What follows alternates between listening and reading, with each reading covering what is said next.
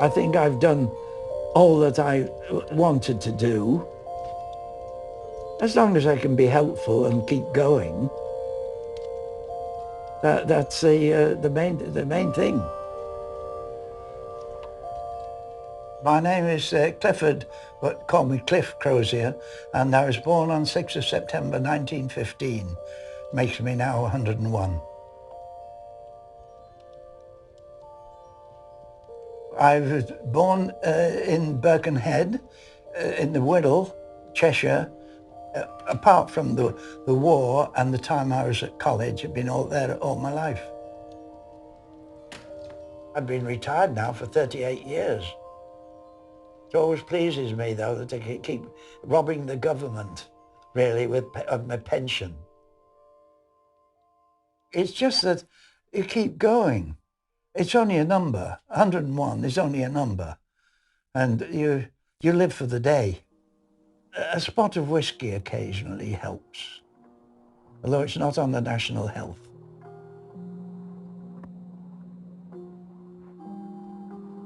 I have so many fond memories. Sometimes sit down in my chair and I think back and I try to sort of reorganize this story about these people that I have got in my mind and mix them up together first and then pair them all. And I think there are quite a few people out there that would be very, very happy to be together because they are such lovely people that they are. Emilia Teresa Harper. Teresa. It's Teresa because it's Czechoslovakian. 103, my goodness me. 3 is my lucky number. I have always been lucky. I've never been unlucky, touch wood. Oh, there's wood underneath there. I was in Czechoslovakia when I was a young girl, and I was living with my grandparents because my father was a prisoner of war. We came over to England to be with our father when he was released from the war. Everything makes me happy. I love talking to people. I like doing things. I like going out shopping. Once I go out shopping, I don't want to come back. I don't think there is anything that I really need to do because I've done practically everything that I ever wanted to do in the past. I've got beautiful memories, you know. I can live happily forever after because of my lovely memories.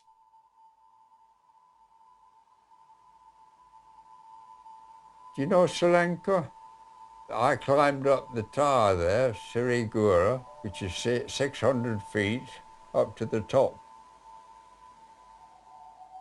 I've always been fond of the water, and I did a lot of yachting when I was young as well, another part of my misspent youth. My name is John Dennerley. I'm 102 and a half. I was born at an early age, before World War I, in Denton, Manchester. I've had a relatively easy life, even with the RAF, 5 years of war. It was an adventure more than a penalty, even amongst the bombs. But I wasted a lot of time, my childhood, entertainment, that sort of thing. Even staying up till sometimes right through from midnight right through to breakfast time, and Mother would come down in the morning and say, "Haven't you been to bed, John?" And I'd say, "No, I've been listening to the Schenectady, New York on the radio." And then I sort of settled down once I became a pharmacist. I don't feel any older than I was, 20, 30 years ago, except with my limitations. I don't feel 29, but say 79, 69, 79. I'm not going yet. I'm still strong. I'm very, very strong. I've never realized how strong I am. It's all the food that my mother cooked and first of all grew in the garden. I make my own bread by hand. I'll probably be making some today. That's my online. Tesco's coming tomorrow. We always had fresh food when we were youngsters. Always. Straight from the garden into the pan and onto the plate. Skimmed milk, kitchen towels. 6 ounces of flour, 2 ounces of sugar, and 6 ounces of Butter. butter. Apples or gooseberries, lots of gooseberries. Shepherd's pie. I don't have many failures. If I'm making a cake and it fails, it becomes a pudding. Oh, my marriage was absolutely wonderful, heavenly, heavenly, heavenly. I lived with him from the age of 16 until he died at I think it was over 70. I wanted to marry a handsome man and a man with good manners, and I had both. We did have problems, but we got through them. And I think nowadays people give up too easily. I'm always optimistic and she was always pessimistic, so we got on very well together. Make the most of it, because especially if it's the first love, there's nothing like it.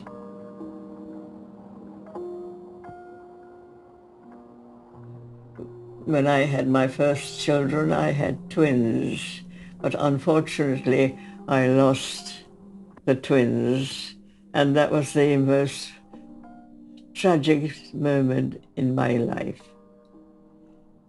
But I had a daughter, and I enjoyed her company very much indeed, loved her immensely. When I lost my first baby, it was one of the twins went. I was devastated. Eventually, of course, you get used to it because life goes on regardless. You get healed, and what you never forget.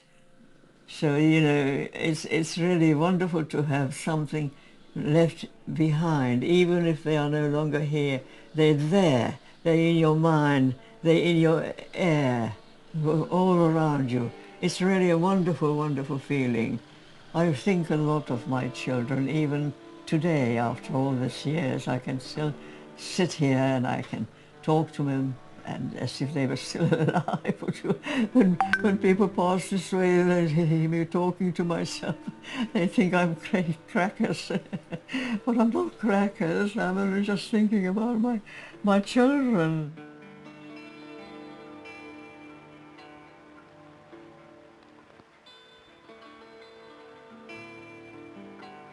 Any regrets? None. None whatever. I can tell you right from my heart. None whatever. If I'd have been more attentive at school in my early life, I'd have studied more and harder.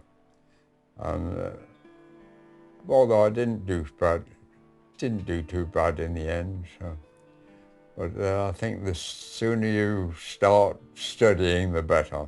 I was ill at college, and my father came to collect me, and I didn't want to go back with him.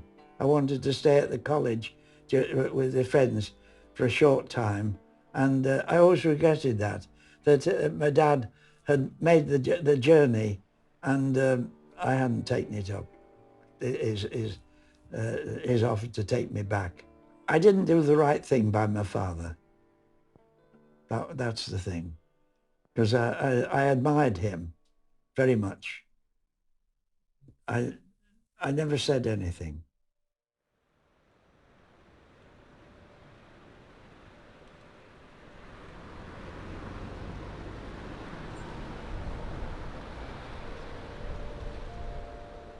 You've got to keep up with the times.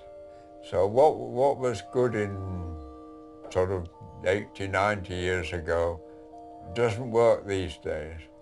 Communicate, speak with your parents and take their advice too, or at least consider it. You don't always have to follow it, but certainly don't throw it out of the window. I recommend anybody, if they find the right husband, to marry. Not just live together, marry. Be closer and closer. It seems to me as if you are happy, happily married and happily living, that is the finest remedy for all ills, because everything is in perfect harmony.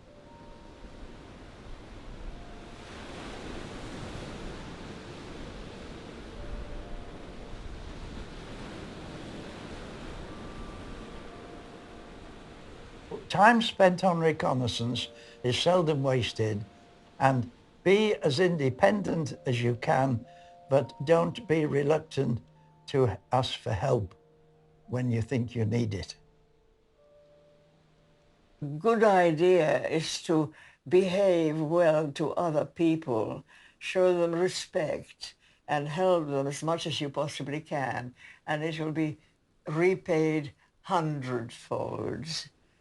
My motto for life, there was an old Scottish comedian, Harry Lauder, Sir Harry Lauder, who used to sing, "Keep right on to the end of the road," and that's my motto.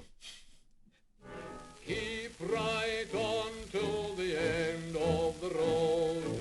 Keep right on to the end. Though the way be long, let your heart be strong. Keep right on round the bend, where all you love and you dreaming of will be there at the end of the road. The longer I stay, the more noisy I shall get. I'm staying put.